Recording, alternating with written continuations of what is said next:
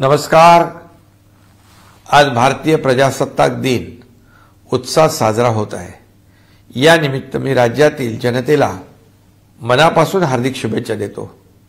Chhatrapati Shivaji Maharaj, Mahatma Jyotirao Phule, क्रांतिज्योती Savitribai Phule, Rajshri Chhatrapati Shahu Maharaj, Bharat Ratna doctor Babasaheb Ambedkar यांना देखील मी विनम्र अभिवादन करतो। भारताच्या स्वातंत्र्य लढ्यातल्या ज्ञात अज्ञात क्रांतिकारकांना सुद्धा माझं वंदन। महाराष्ट्र हे देशाचं ग्रोथ इंजिन आहे आणि हे स्थान टिकवण्यासाठी गेल्या 1.5 वर्षांच्या काळात महायुती सरकारनं आपलं कर्तव्य जबाबदारीने पार पाडलं, हे मी अभिमानाने या ठिकाणी सांगू इच्छितो। सामाजिक, आर्थिक, औद्योगिक, सांस्कृतिक, क्रीडा या सर्वच आघाड्यांवर महाराष्ट्रानं आपली छाप टाकण्यास सुरुवात केली आहे।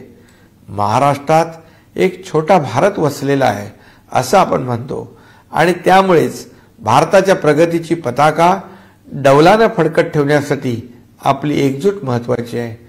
भारत हा संपूर्ण विश्वात स्वतःचं स्थान निर्माण करण्यात यशस्वी होतोय आणि याचं निर्विवाद श्रेय देशाचे आदरणीय प्रधानमंत्री श्री नरेंद्र मोदीजी यांना द्यायलाच पाहिजे। गेल्या 9 वर्षात देशाने आपली मोहर जगावर उमटवली आहे। नुकतीच अयोध्येत श्री राम मंदिरात रामलल्लांची प्राणप्रतिष्ठा झाली। हे मंदिर उद्याच्या नव्या भारताचं प्रगतीचं प्रतीक बनणार आहे असं प्रधानमंत्री म्हणालेत।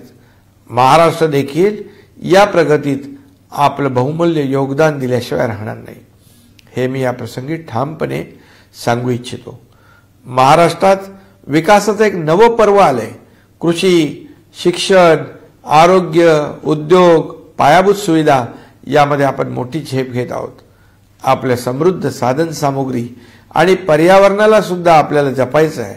महाराष्ट्राची ओळख एक शांतताप्रिय, सामाजिक सलोखा असणारं राज्य म्हणून आहे। आपल्याला ही ओळख वाढवायची आहे।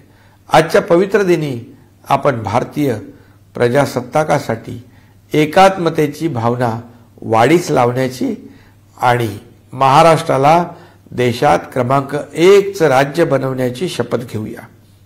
पुन्हा एकदा आपल्या सर्वांना प्रजासत्ताक दिनाच्या हार्दिक शुभेच्छा। जय हिंद, जय महाराष्ट्र।